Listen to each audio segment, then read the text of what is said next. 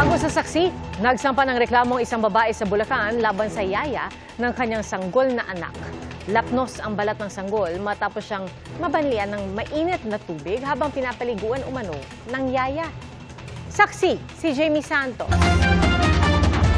Kahit sa lamok, di padadapuan ni May, di niya tunay na pangalan ang kanyang unika iha. Kaya naman halos madurog ang puso niya nang madiskubre nitong February 1 ang mga lapnos sa balat ng anak. Doon ko po nakita na yung buong likod po pala nung anak ko. Sobrang lapnos hanggang sa hita po niya. Talagang pulang-pula, magang-maga po.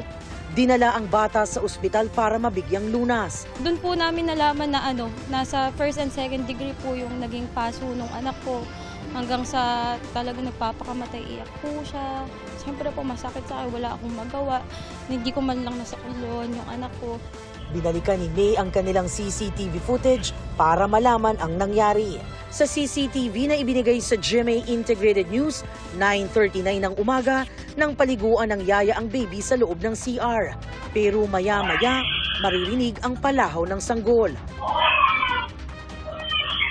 Inabot ng ilang minuto ang pag-iyak ng sanggol sa loob ng CR bago ilabas ng yaya na nakabalot ng tuwalya.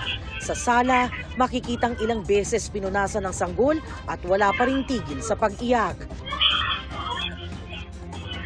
Sinubukan ng yaya patahanin ng sanggol pero wala itong tigil sa pagpalahaw. Dakong alas 3 na ng hapon na nalaman ni May ang nangyari sa anak. Matapos ang pagsabi ng iba-ibang dahilan, lumabas na ng paliguan daw ng yaya ang bata.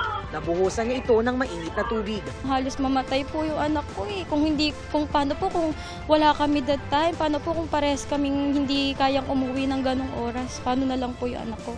6 na oras pong nagtiis yung anak ko sa sakit bago po siya nagbigyan ng first aid. Na dapat po una pa lang sinabi na po niya sa amin kung talaga pong nagmamalasakit siya sa anak ko. Matapos ang insidente, umalis at nagtago raw ang yaya.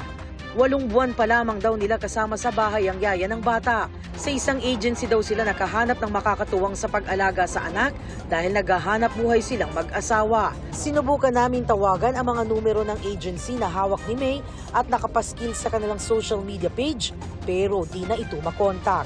Ngayong araw, nagsampa na ng reklamo sa San Miguel, Bulacan Police ang ina ng bata. Sana makonsensya ka naman sa ginawa mo sa anak ko. Kung masaya kang nagtatago ngayon, masaya kang nakatakas ka, may batang nagdurusa hanggang ngayon dahil sa ginawa mo. Para sa GMA Integrated News, Jamie Santos ang inyong saksi.